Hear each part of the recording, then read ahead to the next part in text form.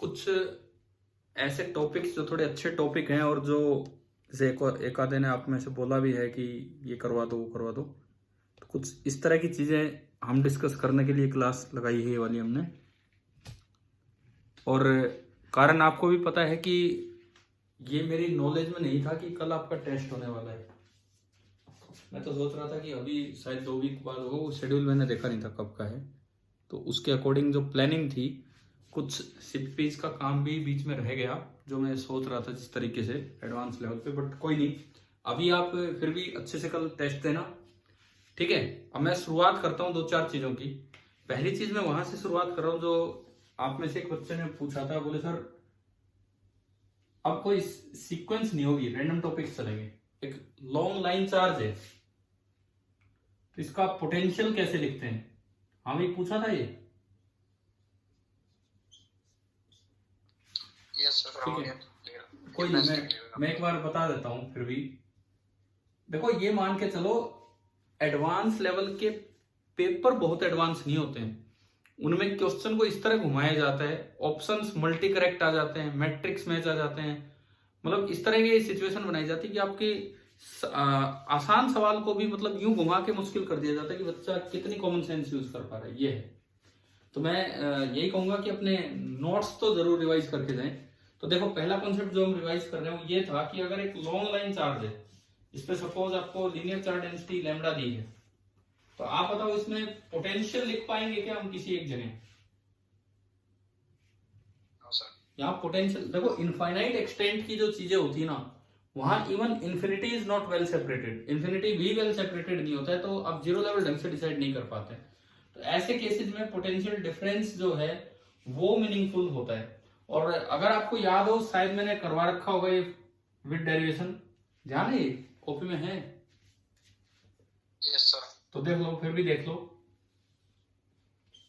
देखो, positive charge है तो फील्ड आगे की तरफ होगा, फील्ड आगे होगा तो बताओ पोटेंशियल आगे कम होगा कि ज्यादा होगा?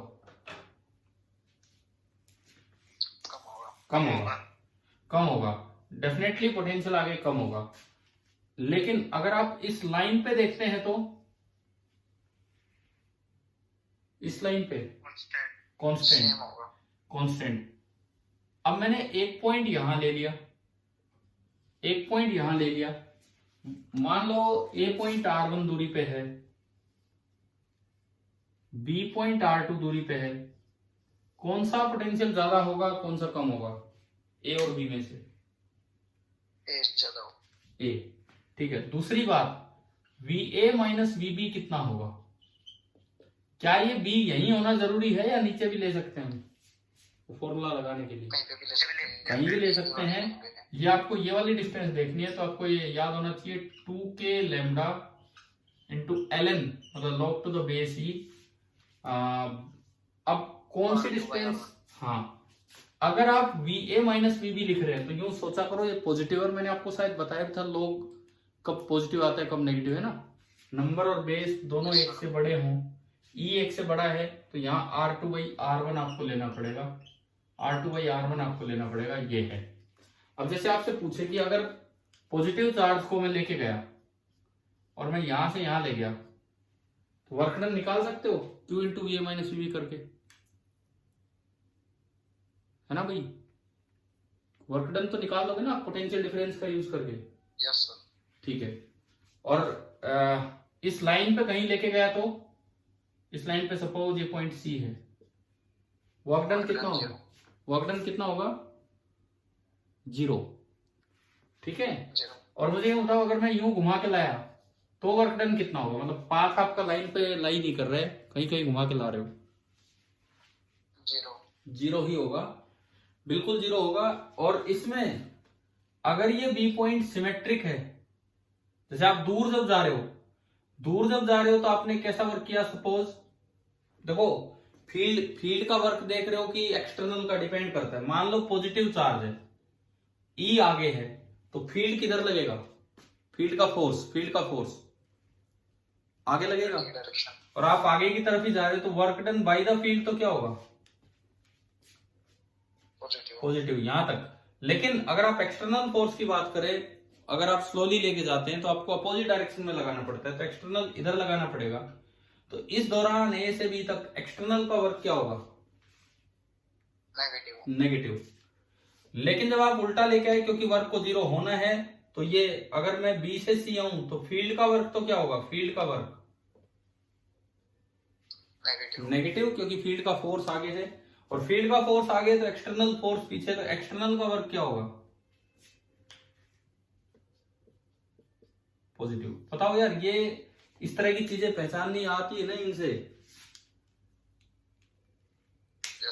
देखो, जो एक पैटर्न जो मैंने देखा है पहले कि मेंस में ये क्वांटिटेटिव काम आता है इस तरह का, लेकिन एडवांस में क्वांटिटेटिव की बजाय ये इस तरह के लॉजिकल चीजें ज्यादा पूछ ली जाती हैं। ये लेके गए, वो किया, ये किया, क्या होगा? पॉजिटिव होगा, नेगेटिव होगा, या अभी इस तरह की और ऑप्शन बना दिए।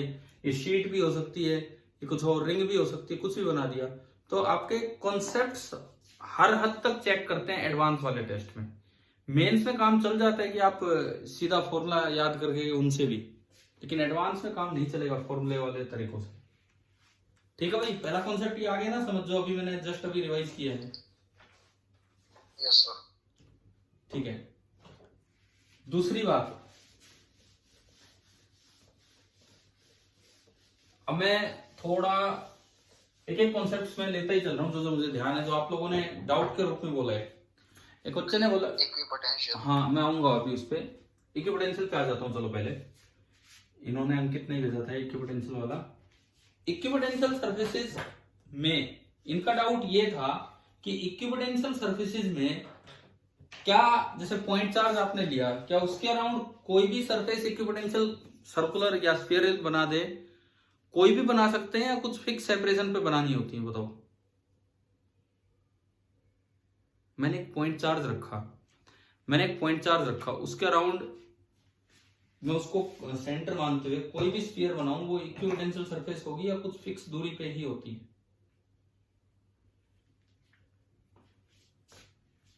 बताओ भाई। देखो मान लो ये पॉजिटिव चार्ज है कोई, तो इसका जो फील्ड होगा इस तरह से फैला होगा।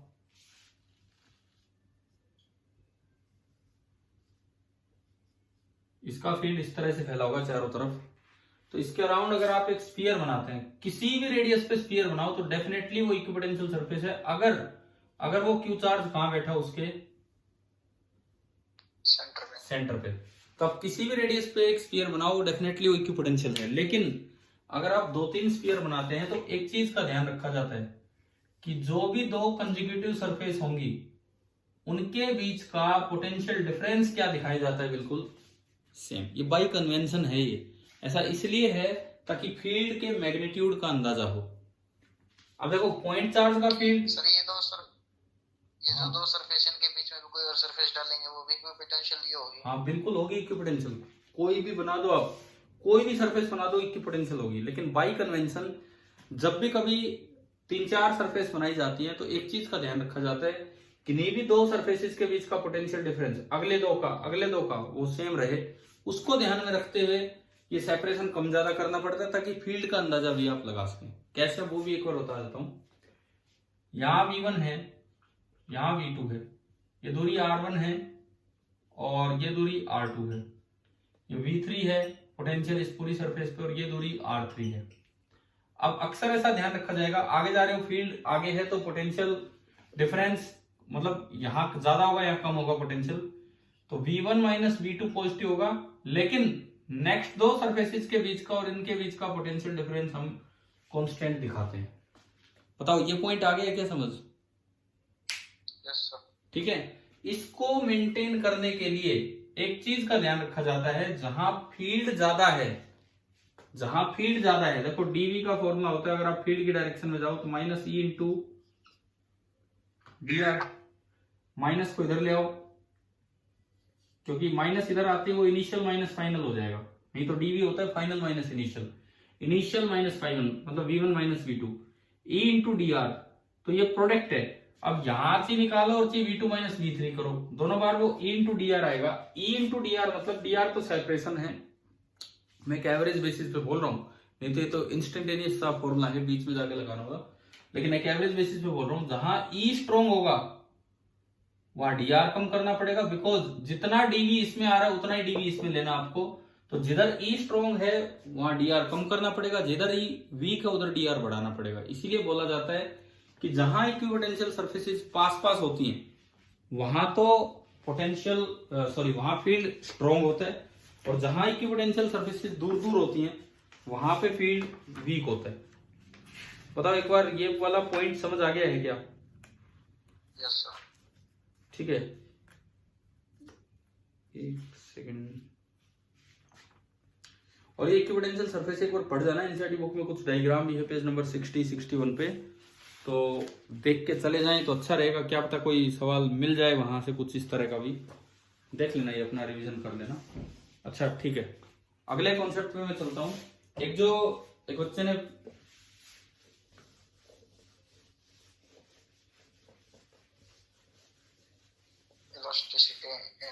इलास्टिसिटी पे मैं अभी आता हूँ, एक और कॉन्सेप्ट बता रहा हूँ उससे पहले। देखिए जैसे ये था, वैसे हालांकि मैंने करवाया हुआ है, वो एक स्टूडेंट ने डाउट भेजा आप में से, मैंने करवाई हुई वो चीजें। आपको ध्यान है कि अगर कोई एक क्यू चार्ज रखा है और यहाँ एक सर्कल बना दिया, सर्कल, तो इस सर्कुलर एरिया में से फ्लक्स कैसे निकालते थे? सर इसे कर्व मान लेंगे। नहीं, डायरेक्ट फॉर्मूला भी है हमारे पास, वो कर्व मान के और वो सब करके। क्या फॉर्मूला आया था? फ्लक्स याद है क्या आपको? ऐसा Q/2 into 1 minus cos theta, कुछ इस टाइप का किया था हमने। यस सर, करवाया था। तो ऐसे सवाल में सुनो, सपोज ये कोई सर्कल है, कोई रिंग टाइप है, कुछ भी है।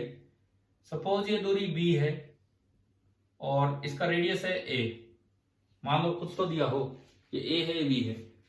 तो अब आप देखो, आपको कुछ नहीं करना, वो ठीक है, मैंने पढ़ा रखा है पहले कैसे होता है कैसे नहीं, बड़े ढंग से आपको याद होना चाहिए।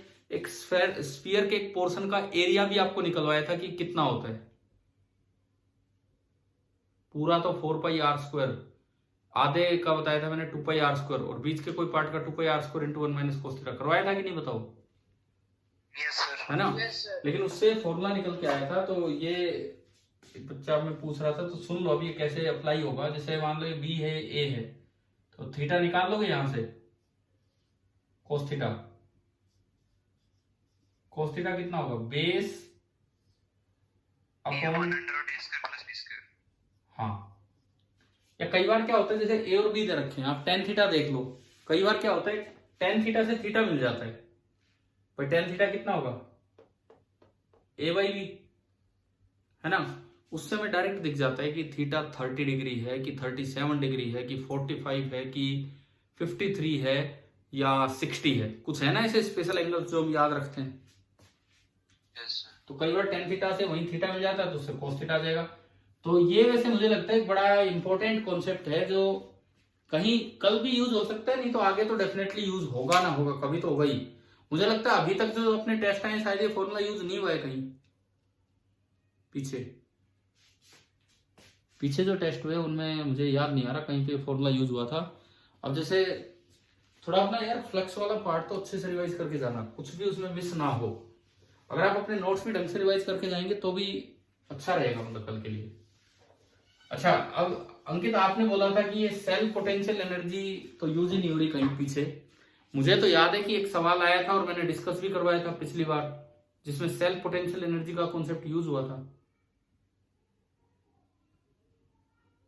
मुझे तो याद आ रहा है कि उसमें, पता नहीं मुझे ध्यान नहीं है, लेकिन k²/2r यूज हुआ था उस क्वेश्चन में, कुछ चेंज हुआ था। अब ये नहीं पता सीपीपी में आया था कि टेस्ट में आया था, सीपीपी में हुआ था क्या वो, पता नहीं। चलो ठीक है, आपको याद तो है ना सेल्फ पोटेंशियल एनर्जी के कॉन्सेप्ट कहाँ यूज होते हैं। जैसे कोई सेल, सेल है, उसकी डायमेंशन चेंज कर दी, रेडियस बड़ा कर दिया, छोटा कर दिया, वहां वो वर्क पूछे तो आप change in self potential energy निकालेंगे। ठीक है, और ये भी हमने पढ़े होंगे, इलेक्ट्रिक प्रेशर जैसी चीजें पढ़ा दी कि नहीं बताओ, एक मिनट कुछ रह तो गया है। हो गया ना ये वाला कॉन्सेप्ट? ठीक है। अब एक चीज क्या थी, जैसे वो प्लेट्स, आमने सामने प्लेट, चार डिस्ट्रीब्यूशन अच्छे से आता है कि नहीं आता है? अच्छा। चलो मैं एक सवाल ही पूछता हूं आपसे इसी चीज के ऊपर। ये एक प्लेट है, ये एक और प्लेट है, दोनों न्यूट्रल है, दोनों न्यूट्रल है। आपने एक यूनिफॉर्म फील्ड लगा दिया ई, एक यूनिफॉर्म फील्ड लगा दिया E, surface 1 2 3 4, find the charges appearing on each surface. बताओ।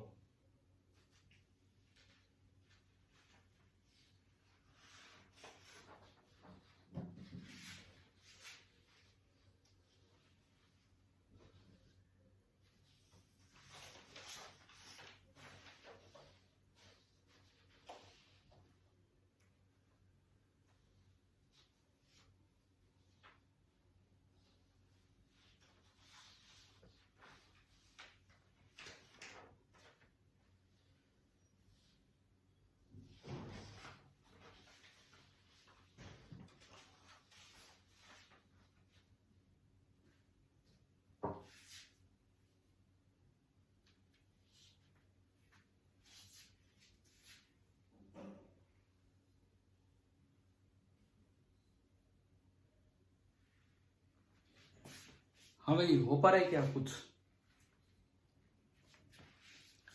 हमने अभी तक क्या सीखा कि एक प्लेट पे चार्ज दिया तो दूसरे पे कितना है, आमने सामने, है ना? वो सब तो सीख लिया। क्या ये थोड़ा अलग है उससे सवाल? Yes sir. तो हमें तैयार रहना चाहिए कुछ भी नई चीज आने के लिए। और मुझे एक और भी चीज करवानी है, लेकिन वो मैं कैपेसिटर के थ्रू करवाऊंगा। अंकित, आपने एक दिन जिक्र किया था उस चीज का कि प्लेट्स का क्या कर रखा हो, आपस में कनेक्ट कर रखी हूँ कनेक्टिंग वायर से, किया था ना जिक्र एक दिन? ठीक है। Yes sir. लेकिन वैसे करना वो ठीक नहीं होता, वो वैसे बड़ा होता है, कैपेसिटेंस से जल्दी होगा। तो हम अभी वो चीज एट प्रेजेंट आज स्टार्ट नहीं करेंगे, अगले वीक में हो जाएगा वो काम। लेकिन कोई नहीं, कल शायद मैं उम्मीद करूं कल ऐसा कोई सवाल ना आए, बिकॉज कैपेसिटेंस कल नहीं आ रहा है। बिकॉज वो वाले क्वेश्चन कैपेसिटेंस के तरीके से ही सोल्व करने ठीक रहते हैं। तो हम इस पे आए। देखो जैसे ये वाला है, ये कोई सवाल आ गया, जैसे ये है, अब आपको बताना है कि कैसे इंड्यूस होगा, कितना इंड्यूस होगा, पता नहीं भाई कितना इंड्यूस होगा, लेकिन ये पूरी न्यूट्रल है, तो जितना इधर इंड्यूस होगा उतना ही तो इधर इंड्यूस होगा। सवाल ये है, ये तो लार्ज प्लेट है तो चार्ज नहीं पूछा जा सकता है। आपसे क्या पूछ सकते हैं वो? सिग्मा। हाँ, क्योंकि एरिया बहुत ज्यादा होता है तो चार्ज तो बहुत ज्यादा हो जाएगा। Find charge density on each surface. देखो सपोज भाई फील्ड उधर है तो पॉजिटिव चार्ज किधर खिसकेगा इस मेटल का? These are neutral metals. Positive charge किधर खिसकेगा? आगे। ठीक है। मान लो इस पे सिग्मा डेंसिटी आ गई और पूरा न्यूट्रल है, तो इधर कितनी आएगी? Minus sigma. Minus sigma. अब आमने सामने तो फिक्स है, आमने सामने क्या होता है? Minus sigma. हाँ, और ये पूरा न्यूट्रल है तो यहां भी कितनी आएगी? सिग्मा। और ऐसी दो नीचे ऐसी 10 प्लेट रख दो, यही होना है। समझ आया ये? तो यहां तक तो ठीक है। अब सिग्मा कैसे निकालें? ये सिग्मा कैसे निकालें? उसका तरीका तो एक ही था कि मेटल के अंदर नेट फील्ड कितना कर दो? 0। मेटल के अंदर नेट फील्ड 0 कर दो। एक फील्ड तो वो है जो आपने लगा रखा है, एक फील्ड तो वो है अंदर ई आगे की तरफ। बाकी सबके फील्ड देखो, इससे इधर तो एक सिग्मा है, वो सिग्मा तो अपनी तरफ वन साइडेड है, तो कितना फील्ड फैलाएगी? एक साइड का सिग्मा अपॉन 2 एप्सिलॉन। अच्छा, एक सिग्मा और एक माइनस सिग्मा इधर कैंसिल हो जाएंगे, क्योंकि लार्ज शीट का फील्ड डिस्टेंस से तो इंडिपेंडेंट होता है। Yes sir. एक और बचा उधर सिग्मा, उस सिग्मा का दूर की तरफ होगा, पॉजिटिव है, इधर ही होगा। कितना होगा? सेम होगा। बताओ समझ आया कि नहीं आया? Yes sir. तो अंदर नेट फील्ड 0 करना है, इट मींस ई नेट अगर आप 0 करना चाह रहे हैं तो इट मींस जो आपने फील्ड लगाया है उतना ही फील्ड ये आना चाहिए, तो E is equal to sigma upon epsilon naught. तो ये देखो सिग्मा कितना आ गया, एप्सिलॉन नॉट इंटू ई। तो क्या हम हर प्लेट पे अब चार्ज बता देंगे कि नहीं, कितना कितना हर सरफेस पे?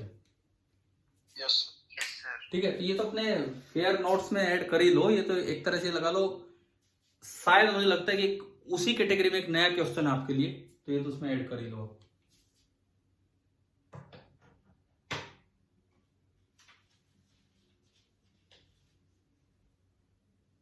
सर इसमें ये हाँ, सिग्मा 1 पे नहीं आएगा प्लस सिग्मा? क्यों? फील्ड आगे लगा रखा आपने, तो पॉजिटिव चार्ज जो मेटल का है वो किधर खिसकेगा, फील्ड की डायरेक्शन में कि फील्ड से अपोजिट? डायरेक्ट। हाँ, तो पॉजिटिव उधर गया तो इधर वैकेंसी हुई, तो इधर नेगेटिव, पॉजिटिव उधर गया, पॉजिटिव चार्ज उधर चला गया, तो इधर कैसा बचा है, नेगेटिव है। यूं कहें इसके जो फ्री इलेक्ट्रॉन्स होते हैं वो किधर गए होंगे, फ्री इलेक्ट्रॉन्स, फील्ड आ गए तो फ्री इलेक्ट्रॉन्स किधर आ गए होंगे, पीछे। पीछे, तो नेगेटिव चार्ज इधर जमा होगा और पॉजिटिव इधर। ठीक है, चलो मैं आगे बढ़ूंगा, हो गया हो तो नोट?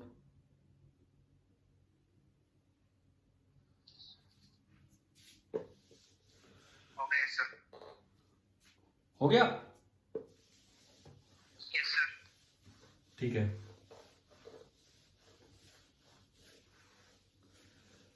एक ये जिक्र कर रहे हैं इलास्टिसिटी का, मैंने आपको पढ़ाया था इलास्टिसिटी इलेक्ट्रोस्टैटिक्स में कैसे यूज होती है।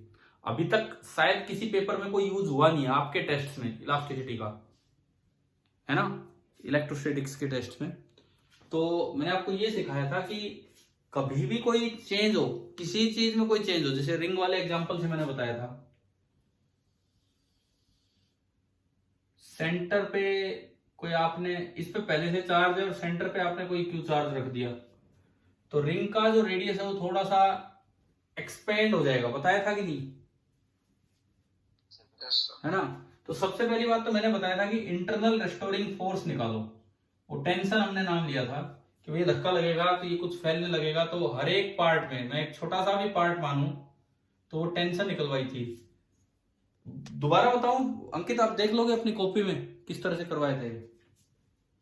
ये देखो, ये ध्यान है कि ये पार्ट ब्रेक करके +1 से काम होता रहता है इस तरह का, वहां सर्कुलर मोशन में एच वर्मा बुक में शॉर्ट एग्जांपल भी था ये, वहां चार्ज का नहीं, θ/2 θ/2 dθ/2 dθ/2 ये था।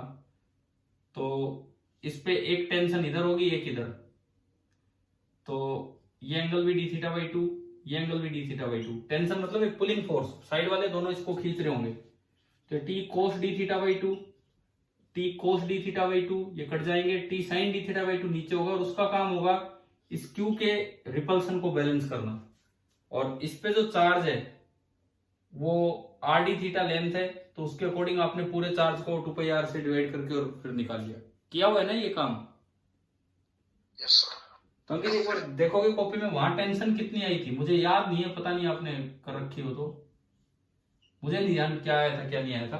टेंशन यहां से कैलकुलेट हो जाएगी, ऐसे निकलेगी 2t साइन ऑफ dθ/2 नीचे की तरफ, और ऊपर की तरफ है k इंटू ये स्मॉल q, और उसका चार्ज बनेगा q/2πr into r d theta और डिवाइडेड बाई r²। उसके बाद साइन हटा दिया, स्मॉल एंगल है तो इसको dθ/2 लिख लिया और फिर इसको सोल्व कर दिया, यहां से टेंशन आ गई।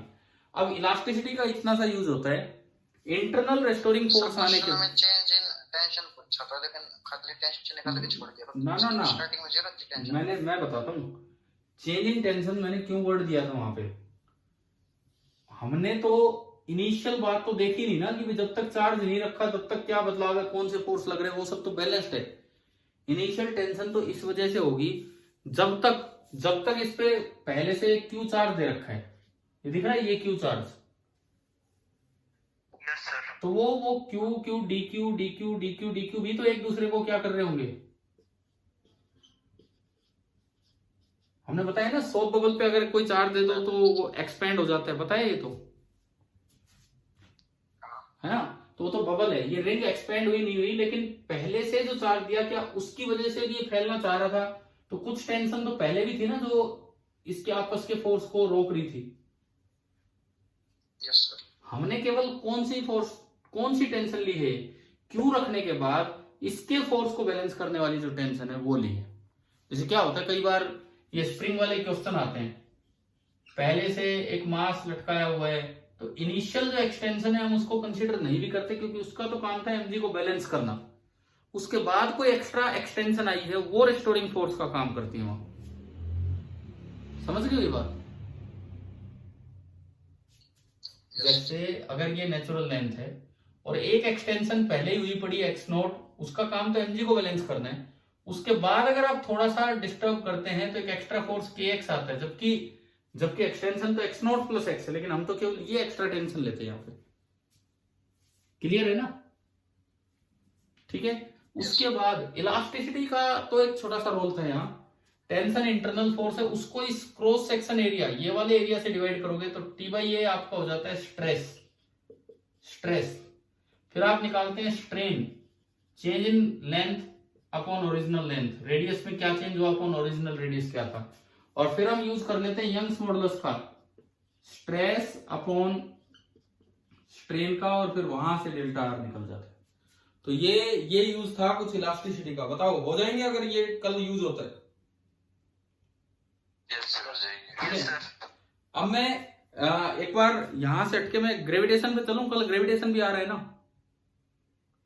Yes sir. ये बताओ कि क्या डिफरेंस है इसमें इलेक्ट्रोस्टैटिक्स में और ग्रेविटेशन में? वही बता रहा हूँ आपको, सुनो अब जल्दी से सुनो क्या डिफरेंस है और क्या नहीं। एक बात तो ये कि जो डिफरेंट टॉपिक है पहले तो मैं उस पर आ जाऊं, जो यहां कवर नहीं होते हैं, जो यहां कवर नहीं होते ना वो वाले टॉपिक हैं। ये शायद हमने कभी जिक्र किया हो तो सैटेलाइट वाले टॉपिक जो इलेक्ट्रोस्टैटिक्स में कवर नहीं होते। ध्यान है का आपके ये वाले टॉपिक कभी हुए हैं डिस्कस? Yes sir. पाथ के डिस्कस हुए हैं आपकी क्लास में, आप 12th में, कि आपने सैटेलाइट को, suppose this orbit radius is R, satellite को root G M is the mass of earth, इसका मास स्मॉल एम है, बाई आर से फेंका, तो ये तो ऑर्बिटल स्पीड होती है, तो इसका पाथ कैसा हो जाता है? सर्कुलर। ठीक है। लेकिन अगर इससे कम ज्यादा से फेंकते हैं, मतलब ये सैटेलाइट वाला पोर्शन ऐसा है जो इलेक्ट्रोस्टैटिक्स में कवर नहीं होता है, तो एक बार हम 2-4 मिनट इसका डिस्कशन कर देते हैं। तो ये बताओ, पाथ का जिक्र करूं मैं, अगर ये स्पीड आप देते हैं तो पाथ होता है सर्कुलर, इससे कम स्पीड देंगे तो पाथ कैसा होता है? एलिप्टिकल। इससे कम स्पीड दें तो आपकी हाइट पे पाथ डिपेंड करता है। अगर आप बहुत कम हाइट से फेंक रहे हैं तो पैराबोलिक सुना है ना, वो तो प्रोजेक्टाइल में जो करते थे हम। Yes sir. लेकिन अगर आप ज्यादा हाइट से फेंकते हैं तो इलिप्टिकल होता है। और कैसा इलिप्स होता है? अगर वो इलिप्स पूरा हो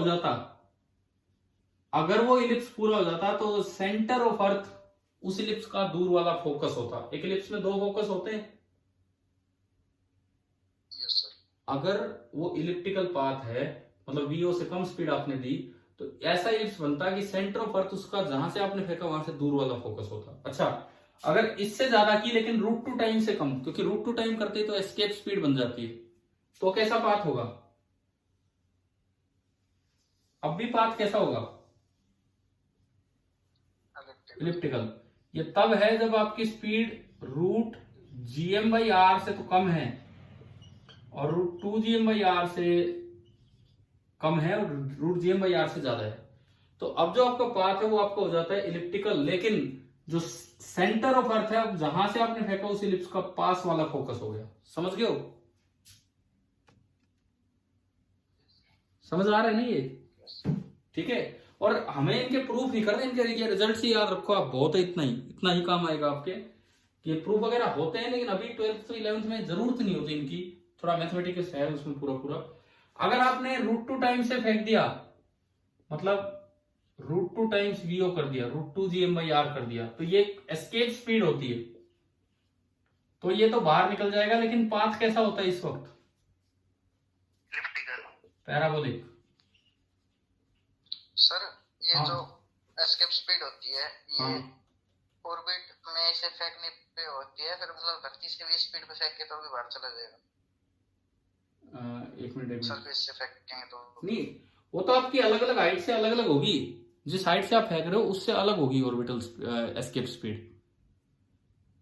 पर जिस भी हाइट से आप फेंक रहे हो, मैं अभी आऊंगा एस्केप स्पीड कैसे निकालते हैं उसको भी आएंगे। ठीक है ठीक है। ठीक है, तो अब सुनो, ये पैराबोलिक पाथ होता है, और अगर आप इससे भी ज्यादा स्पीड से फेंक दो तो पाथ कैसा होता है? हाइपरबोलिक। अरे हमने पढ़े होंगे ना यार ये +1 में, बताओ एक बार। सर आपने 12th में भी रिवाइज कराया था। हाँ करा दिए ना, तो इन पे आ सकते हैं सवाल। और ये चीजें निकलती कैसे हैं? एक्सेंट्रिसिटी पढ़ा आपने, कोऑर्डिनेट ज्योमेट्री पढ़ी +1 में, एक्सेंट्रिसिटी। Yes sir. तो अगर वो एक्सेंट्रिसिटी <1 आ रही है तो कैसा है? =1 आ रही है तो कैसा है? >1 आ रही है। आपको ध्यान ही नहीं है यार, पढ़ा तो है ना ये एक्सेंट्रिसिटी वाला पार्ट। Yes sir. ठीक है चलो छोड़ो, कोई बात नहीं, इतना मैथमेटिक्स यूज नहीं होगा। एक चीज तो ये, दूसरी बात, आप जैसे एस्केप स्पीड की बात कर रहे हो, तो इसके लिए हमें ना एनर्जी कंजर्वेशन तो बहुत अच्छे से लगाना आना चाहिए। देखिए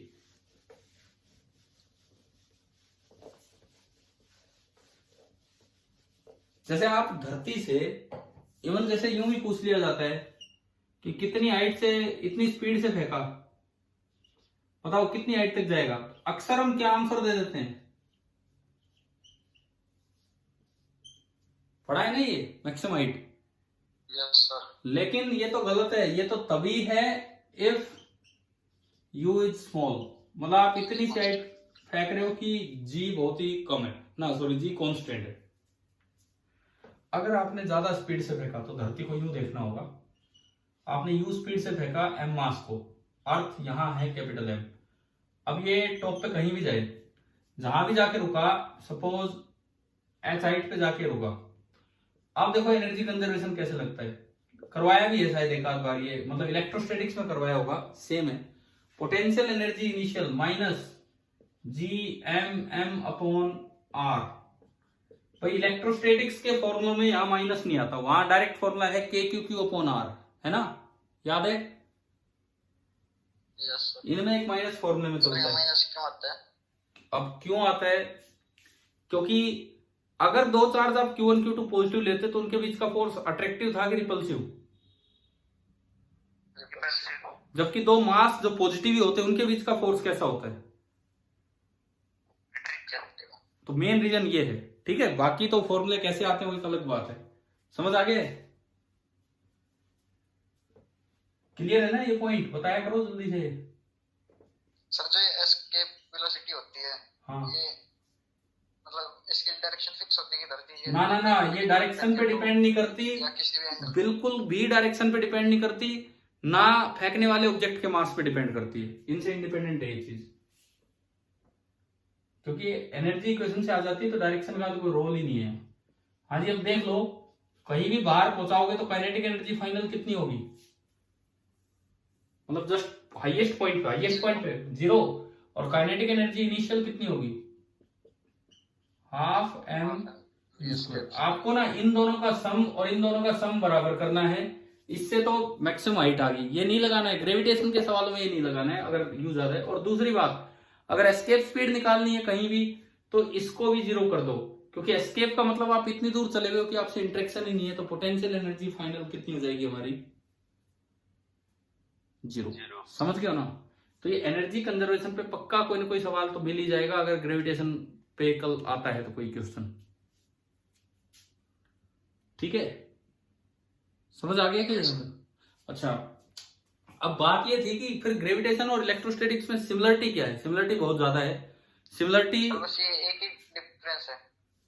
हाँ हाँ, यही डिफरेंस है। एनर्जी के फॉर्मूला में केवल ये माइनस चलता है साथ।